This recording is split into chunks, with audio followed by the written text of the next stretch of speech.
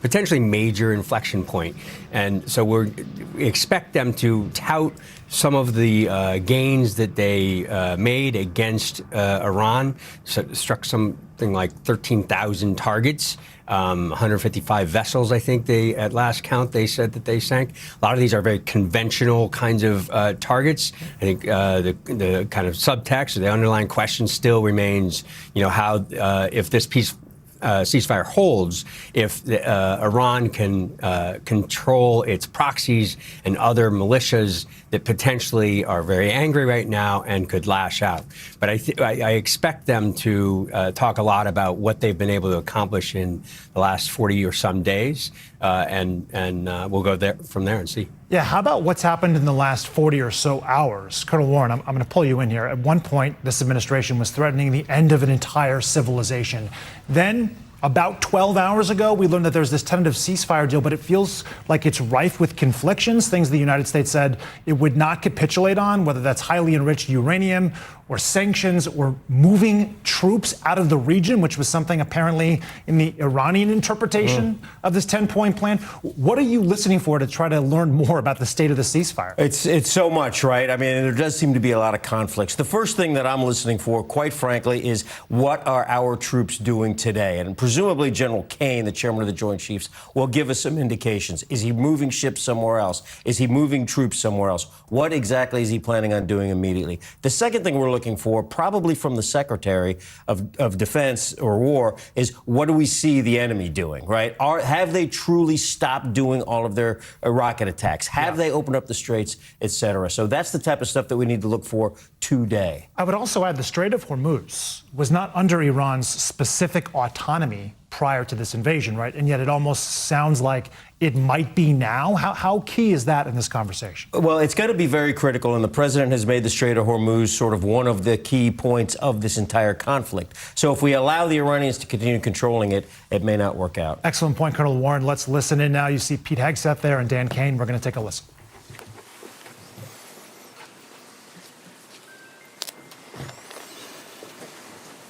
Iran has been a threat to the United States and the free world for 47 years. Chants of death to America, targeting our people, killing Americans, lying and blackmailing their way toward a nuclear weapon, so they thought. No longer. Not on our watch. Other presidents marked time and kicked the can down the road. President Trump made history. From the strike that took out Qasem Soleimani, to tearing up the disastrous Obama-Iran deal, to the precision campaign that obliterated Iran's nuclear sites in Operation Midnight Hammer, to the decisive military victory we just achieved in Operation Epic Fury. No other president has shown the courage and resolve of this commander-in-chief. President Trump forged this moment. Iran begged for this ceasefire, and we all know it. As the President truth this morning, a big day for world peace. Iran wants it to happen. They've had enough. Operation Epic Fury was a historic and overwhelming victory on the battlefield. A capital V military victory. By any measure, Epic Fury decimated Iran's military and rendered it combat ineffective for years to come. You see, in less than 40 days, one of our combatant commands, Central Command, CENTCOM, using less than 10% of America's total combat power, dismantled one of the world's largest militaries. The world's leading state sponsor of terrorism proved utterly incapable of defending itself, its people, or its territory. We untied just a fraction of our strength, and Iran suffered a devastating military defeat. Together with our Israeli partners, America's military achieved every single objective, on plan, on schedule, exactly as laid out from day one. Iran's Navy is at the bottom of the sea, whether it's the Soleimani class, their frigate class, their prized drone aircraft carriers, submarines, mine layers, sunk. Iran's Air Force has been wiped out. Iran no longer has an air defense, any sort of a comprehensive air defense system. We own their skies. Their missile program is functionally destroyed. Launchers, production facilities, and existing stockpiles depleted and decimated. And almost completely ineffective. Iran shot hundreds and hundreds of missiles and one-way attack drones at our aircraft carrier. They were obsessed with it, and they never got even close. Every single one of those shots easily shot down miles and miles away from the Abe Lincoln. They were blowing ammo into fantasy land. Contrast that with, most significantly, in last night's wave of more than 800 strikes, we finished completely destroying Iran's defense industrial base, a core pillar of our mission objective. What little they have left buried in bunkers is all they will have. They can still shoot, we know that. Their command and control is so decimated they can't really talk and coordinate, so they still may shoot here and there, but that would be very, very unwise. But they can no longer build missiles, build rockets, build launchers, or build UAVs. Their factories have been razed to the ground, set back in historic fashion. You see, had Iran refused our terms, the next targets would have been their power plants, their bridges, and oil and energy infrastructure, targets they could not defend and could not realistically rebuild. It would have taken them decades, and we were locked and loaded. They couldn't defend against it.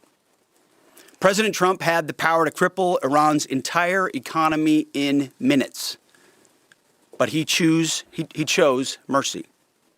He spared those targets because Iran accepted the ceasefire under overwhelming pressure. The new Iranian regime understood that a deal was far better than the fate that awaited them. This new regime just happened to look at what happened to their predecessors. Their top leadership was systematically eliminated. The previous Iranian supreme leader, dead. The Supreme National Security Council Secretary, dead. The Supreme Leader Office Advisor, dead. The Supreme Leader Military Office Chief, dead. The Defense Minister, no longer with us. The IRGC Commander, dead. The Armed Forces General Staff Commander, dead. The Intelligence Minister, dead. The IRGC Navy Commander, no longer here. The IRGC Intel Chief, dead. I skipped over a bunch, and I could go on and on and on, to include the so-called new Supreme Leader wounded and disfigured. This new regime was out of options and out of time, so they cut a deal. They know this agreement means that they will never, ever possess a nuclear weapon. Under the terms, any nuclear material they should have will be removed. Any material, they should not have will be removed. Right now, their dust is deeply buried and watched 24/7 overhead. The president has been clear from the beginning, there will be no Iranian nuclear weapons. Period. Full stop. Other presidents said it. President Trump did it. Operation Epic Fury. Less than 6 weeks, clear mission, decisive action, overwhelming firepower, America first, a historic battlefield victory. For decades, Iran killed Americans with roadside bombs in Iraq, using cowardly proxies to do their dirty work while they hid safely in Tehran. They struck our embassies with car bombs and attacked from the shadows, never daring to face us toe-to-toe. They thought they could bleed America with impunity. Well, they just learned the hard way what happens when you try to fight us directly. And even when they got lucky, one time in 40 days, and downed 2 of our pilots, they couldn't hold them. In a daring 14-hour rescue operation, 7 hours in daylight and 7 hours of night, both pilots were recovered safely. Not once, but twice. A daylight thunder run right up the middle of their country. Boots on the ground. A midnight raid right up the middle of their country, boots on the ground. 0 American casualties. The Iranians humiliated and demoralized. We control their fate, not the other way around. That's why they came to the table.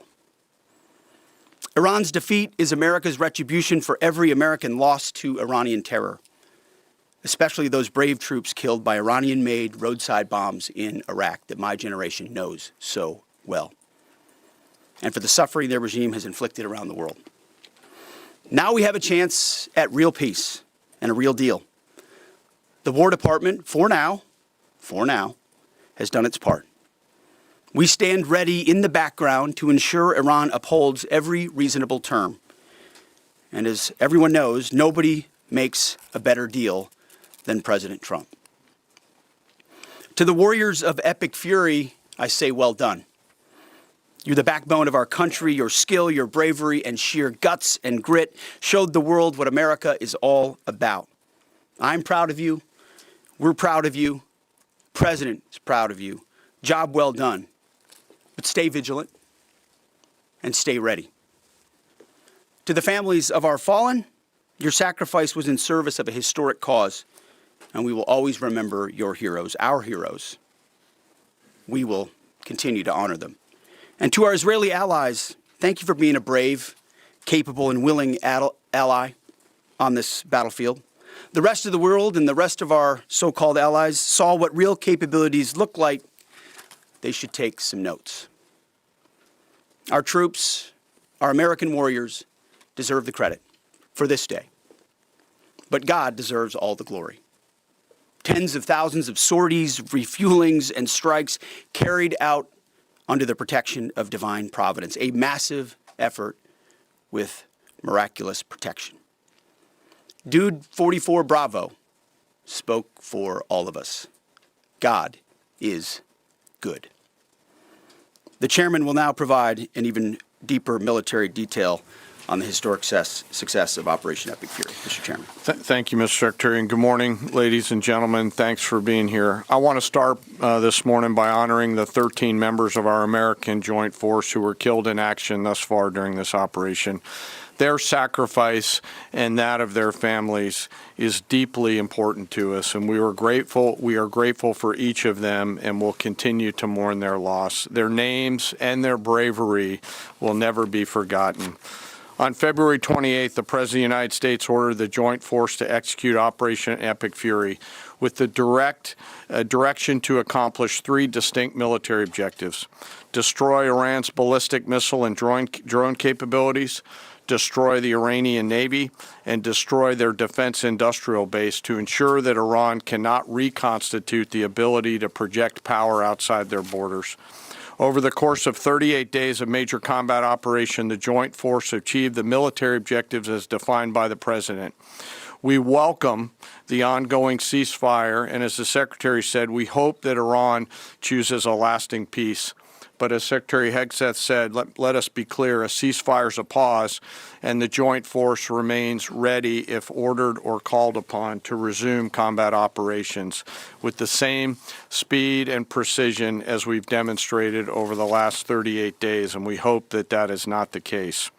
I want to congratulate and thank the leadership today at U.S. Central Command, including the Commander Admiral Brad Cooper, the Deputy Commander Lieutenant General Kevin Leahy, the Senior Enlisted Leader Fleet Master Chief Compton, and every one of the component commanders, senior enlisted leaders, and especially the staff down at U.S. Central Command, who does not get called out for any of the credit, but grinds 24/7 to help offer the options that we bring to the Secretary and the President.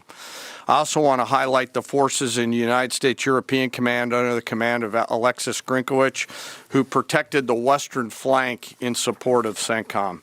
And I want to thank our partners across the intelligence community. Our ability to see and understand what an adversary is doing help us to be as decisive as we must be on the battlefield. And that includes DIA, NSA, NGA, the CIA, and the National Reconnaissance Office, and others.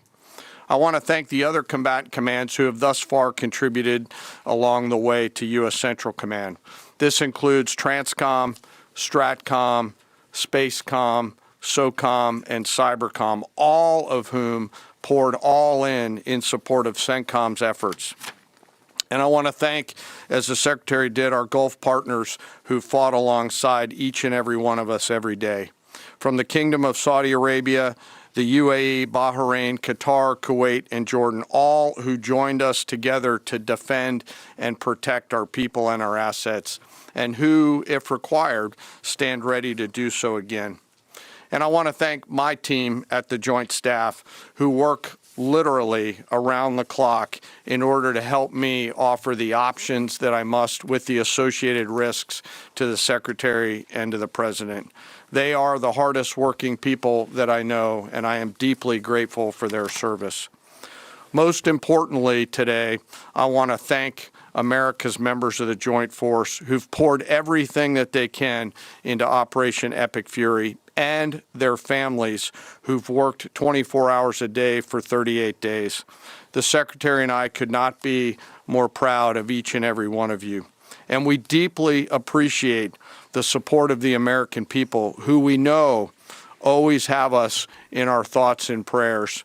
And we can feel this literally every single day.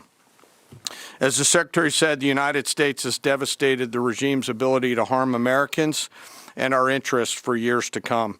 Since the beginning of major combat operations, the United States Joint Force has struck more than 13,000 targets, including in that 13,000 more than 4,000 dynamic targets that popped up on the battlefield and were immediately addressed, thanks to the exceptional command and control system and intelligence, acumen, and agility of our Joint Force. CENTCOM forces destroyed approximately 80% of Iran's air defense systems, striking more than 1,500 air defense targets, more than 450 ballistic missile storage facilities, 800 one-way attack drones storage facilities. All of these systems are gone. We've devastated Iran's command and control and logistical networks, destroying more than 2,000 command and control nodes and degrading their ability to target U.S. and friendly forces.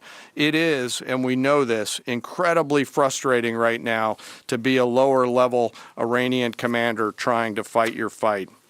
As the Secretary said, the Iranian Navy now lies mostly at the bottom of the Arabian Gulf, and we assess that we've sunk more than 90% of their regular fleet, including all of the major surface combatants, as the Secretary said.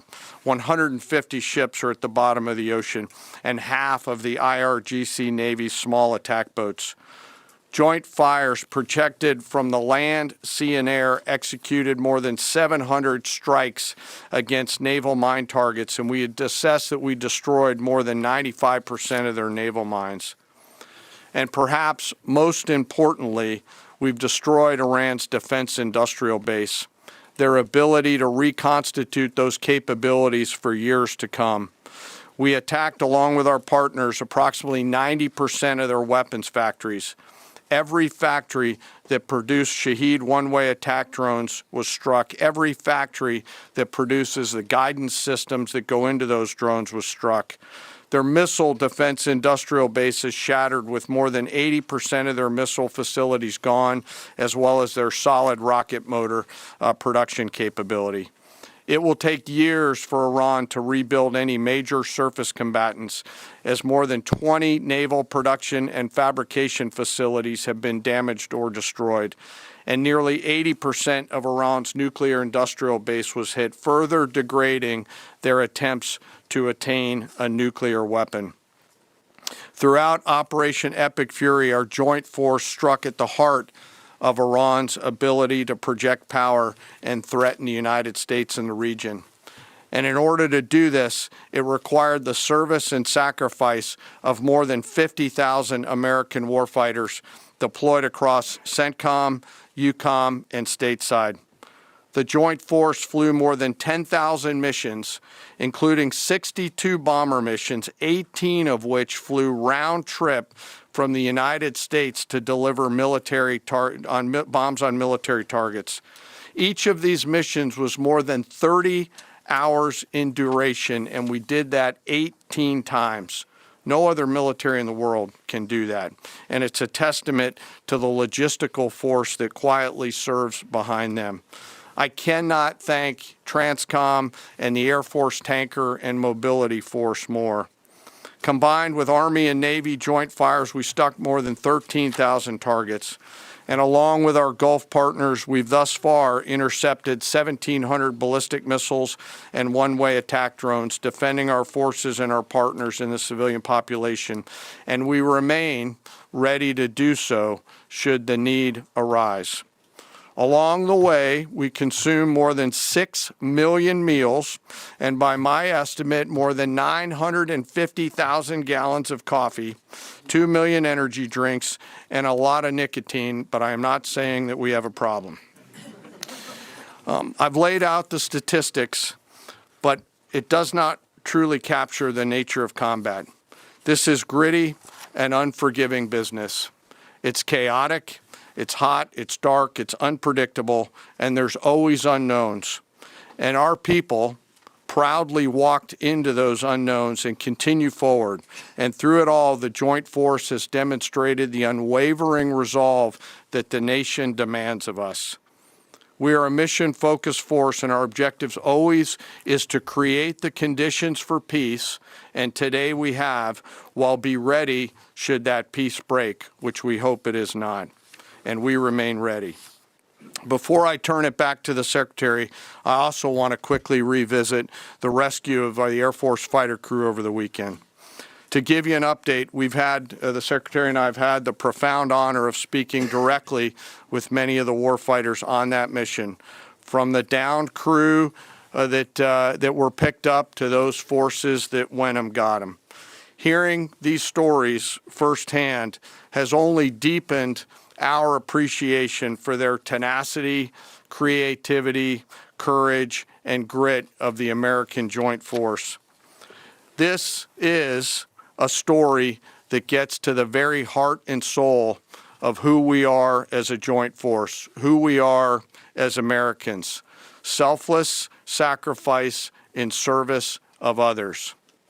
From the backseater, Dude 44 Bravo, whose pure and unadulterated joy at seeing those helicopters come into the valley to get his front seater in daylight because he knew the front seater did not have a jacket, and was so filled with heart-leaping joy at his front seater getting picked up. To the nighttime folks that went in and then got him, to the tanker forces that did the things that they had to do to give their own gas away, to the support packages, to those that went into the desert landing site not once, not twice, but 3 times as we fought through multiple contingencies. This was and is a joint force that has the guts to try, that does not quit, and who each and every day does the things that we must to dare to win. No lives were lost. We succeeded because the joint force is always at the ready. They trust each other, they trust their leaders, and they trust their training. And they remember first, foremost, and always that we do these things so that others may live, and we will never leave anyone behind. The success of Operation Fury thus far, and we hope it remains, culminates with this incredible rescue over the weekend, a direct example of the professionalism and courage of the United States military and our joint force. It's the service members on the front lines, our partners in the region, our teammates in the intelligence community, our civilian leaders in the OSW side of the house, the American workers who build the tools and weapons that we use, and the American people who back us up that help us to go do these things. I stand here humbled today, but frankly not surprised by what the Joint Force has been able to do. Their performance is fueled by a deep commitment to each other, their mission, and to our country. It is an incredible deep honor for me to be a part of this joint force, and I'm humbled by the service and sacrifice each and every day that I am lucky enough to see. And finally, as I always do, I ask that we never forget our fallen and their families, especially those 13 fallen from Operation Epic Fury.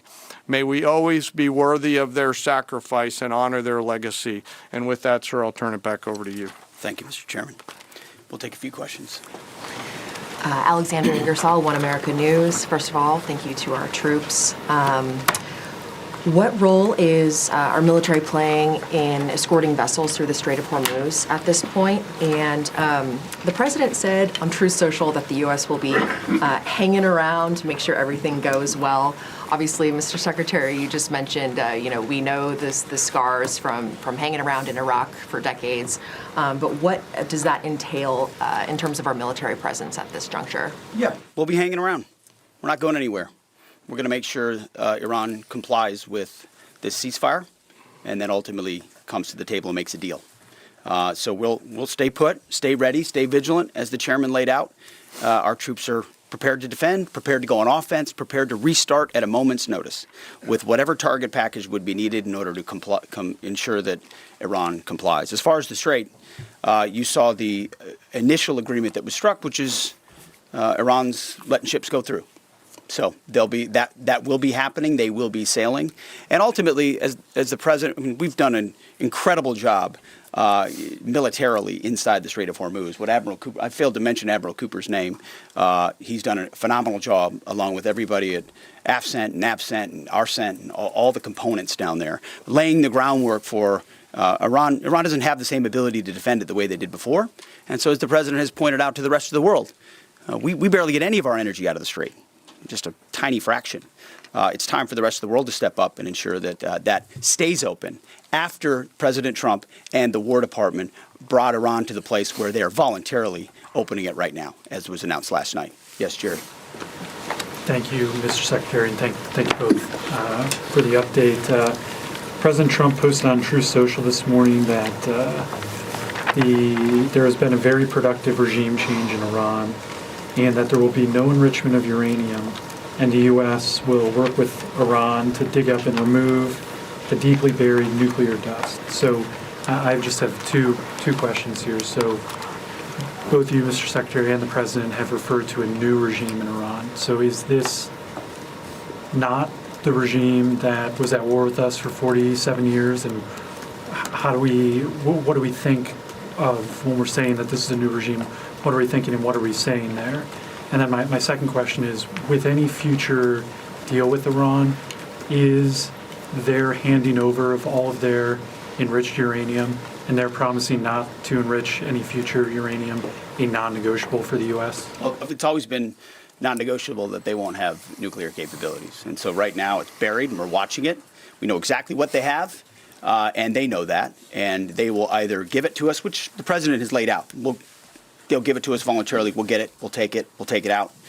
Or if we have to do something else ourselves, like we did in Midnight Hammer or something like that, we reserve that opportunity. But what's clear, what the new Iranian regime knows, is they'll never have a nuclear weapon or the capability to get a path to one. As far as the new regime, you heard the list that I read. It's a new group of people who've seen the full capability of the United States military and has a new calculus about what it means to negotiate with us. Hence why they came to the table wanting a ceasefire and the shooting to stop. So this new regime, which the regime has been changed, has a different interaction with the U.S. Right here. Mr. Secretary, thank you. Of course, I was going in front right here. Thank you, Mr. Secretary and General Caine. Mary Margaret with the Daily Wire. Two questions. Iran has said that safe passage through the Strait of Hormuz will be possible in coordination with Iran's armed forces and, quote, technical limitations. What do you believe that means? And then we've also heard reports that Iran has continued striking targets well into this morning. At what point are we beyond a grace period? Are we giving them a grace period? Is there a miscommunication there? What's going on with that? What we know is that Iran is going to say a lot of things. A lot of people are going to say a lot of things, claim a lot of things. What has been agreed to, what's been stated, is the strait is open. Our military is watching. I'm sure their military is watching, but commerce will flow. And that's what you saw the markets react to, is that reality. As far as shooting, that we were monitoring it last night in real time. Of course we are. Iran would be wise to find a way to get the carrier pigeon to their troops out in remote locations to know not to shoot any longer one-way attacks or missiles, because it takes time sometimes for ceasefires to take hold. We're watching it. We're prepared if necessary, but we hope and believe that it'll hold. Yes. Thank you, Secretary. Okay, you have been watching the Pentagon press briefing live, where Defense Secretary Pete Hegseth, you see him right there, and the Chairman of the Joint Chiefs of Staff, Dan Caine, have been briefing reporters for the first time since President Trump announced that 2-week ceasefire deal last night. NBC News national security reporter Gordon Lubald is with us from Washington. NBC News military analyst Colonel Steve Warren is joining us now here in New York for their real-time analysis and expertise on what's going on. Colonel Warren, I'd like to start with you. Secretary Hegseth a second ago said America achieved, quote, every single objective here. Iran begged for this ceasefire, and we all know it. And he went and talked about how their air defenses have been wiped out. The missile program is functionally destroyed. They can't build missiles or rockets. And he suggested that the enriched material would have to be removed. Does that track with what we're hearing from the Iranians this morning? And what do you take away in terms of this projection of victory and how it could impact talks over a ceasefire deal? Yeah, certainly a declaration of victory, isn't it? I mean, they are declaring victory. And I think that the chairman of the Joint Chiefs came in behind the secretary and gave us a little bit more fidelity, which isn't, I don't view it as total victory, although certainly a rousing success. He talked about 80% of Iranians' air defense systems being eliminated. He talked about 2,000 C2 command and control nodes being eliminated. So certainly there's no question that the Iranian capability has been significantly reduced. It has not, in my view, been wiped out. Now, how does that translate to talks? Well, we'll have to see, of course. Most of the time, I don't think the Iranians are going to respond with emotion. They're looking to see what they can get out of this deal. Yeah. I'm going to shift to Gordon for a second. Gordon, as you heard in that press briefing a second ago, and President Trump this morning putting out on Truth Social that there's been a very productive regime change here. He also says there will be no enrichment of uranium, and the United States will, working with Iran, dig up and remove all the deeply buried nuclear dust. Gordon, how are they going to remove that material? And would this even qualify as a regime change? Do we know enough information at this point to draw that conclusion? Yeah, that's right. So the regime change, the kind of new regime, is interesting. You know, I think almost everybody recognizes that, you know, the leader of the regime is younger and is potentially harder lined than the old regime. It's still one that the president believes the U.S. Can work with. But there's a lot of questions there about this idea that it's a brand new regime and a new day in Iran. On the uranium, it's fascinating because, you know, what we were all standing by kind of waiting to see would potentially happen is would President Trump send ground troops into Iran for what would be clearly like the most dangerous mission, which is to go in for several days to extract the uranium and retrieve it and get it out there safely. Now, you know, President Trump is suggesting that now potentially as this ceasefire holds, if it holds, that it could be potentially safe enough for the U.S. to go in, send troops in to do it on their own. He kind of vaguely referred to the idea of the U.S. and Iran working together on that. That's, you know, there's a lot of questions there. He also mentioned the idea of the U.S. and Iran working together to kind of reopen the strait. And so there's questions there too. We just don't know. Okay, as you bring up reopening the strait, I think that was fascinating because Secretary Hegseth was asked, is it reopened now? Under what terms? And so, Colonel, I'll turn it to you for a second. Do we know that it's open? Because he discussed the idea that, you know, they're cooperating, Iran is cooperating, but they've also put out a statement saying that anyone that wants to pass through the Strait of Hormuz needs to be collaborating with Iranian forces, and there's some technical limitations there. So what do we know about the Strait of Hormuz? Let's start with the big picture, right? It was never physically closed. It was always, I used the word psychologically closed, right? The reason nobody's going through the straits is because nobody feels safe going through the straits. So how How do we make them feel safe? That's the real question. We don't have that answer yet. And the Iranians are making assurances, oh, as long as you swing by, maybe pay us a toll, you'll be fine. Is that enough? Could this become a revenue generator for Iran? Is that the direction that this heads? Well, it already has become a revenue generator, hasn't it? They've let about a half a dozen ships a day through, paying anywhere from $1 to $2 million toll per transit. Yeah. I guess, shifting back to the bigger picture here in terms of talks, Gordon, it feels like there are just so many conflicting points, even now with what the administration is saying about what Iran has to do and what Iran's own government is saying, especially as it concerns enriching uranium. I mean, it's one thing to remove all this material from the country. It's another to impact the ideology and the identity that they see with being able to develop nuclear capabilities. You also didn't hear General Caine use the word nuclear once in his entire remarks. What do you make of that, Gordon? Well, I just think that the uranium was the kind of animating feature of what kind of brought the U.S. to go in, or convinced President Trump that he needed to go into Iran in the first place 40 days ago. And so I would point out that we'll see what happens with the Strait, which now is psychologically closed, as Colonel Warren says. But the uranium remains in the country. The regime is still very much in charge. It does not seem like there's any. It's not yet clear kind of where their thinking is in terms of working with the U.S. on any of this stuff. And I think it's really important to note the contrast between what President Trump has said, total and complete victory over this. You saw Secretary Hegseth and Chairman Caine really, as Steve said, it's a kind of a total victory. The question is, does this become like a mission accomplished moment, which, as viewers will remember, like President Bush said in May 2003, soon after the invasion of Iraq. And there's so many other questions. And as I mentioned earlier, the issue of how much control Iran has over its proxies and other militias that are now super angry and potentially can lash out. Secretary Hegseth said that they got lucky one time in the shoot down of the F-15, but we'll see if there's more of that. Gordon, thank you. Colonel Warren, last thoughts here. What does the American public take away from what we've accomplished in these last 40 days? I think there's two takeaways. Takeaway number one, and I will sort of support the chairman of the Joint Chiefs on this one. Clearly, the United States military is a force that's unmatched in the world. That's something that all Americans can be proud of. All Americans whose sons and daughters and mothers and fathers and brothers and sisters are thinking about enlisting, they're going into a professional force. The other thing to take away, however, is that we're not done in the Middle East. No, they said that they're ready to re-engage. Secretary Hegseth said at a moment's notice.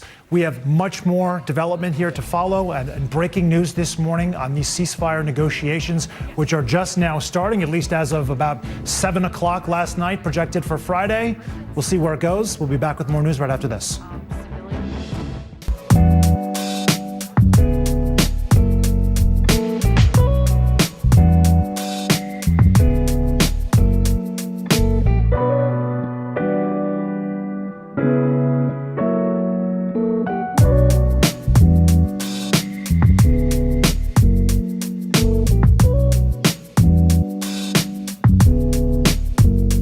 And they will give it up, and we'll get it, and we'll take it. If we have to, we can do it in any means necessary. So that's something the president is going to solve for. We already have with Midnight Hammer, with the place we put them in, and the reason it's in the situation where it is. The second one was about the people. Listen, I would love to see the Iranian people take advantage of this opportunity. They have been oppressed by the previous regime, and they'll have a new opportunity with this regime.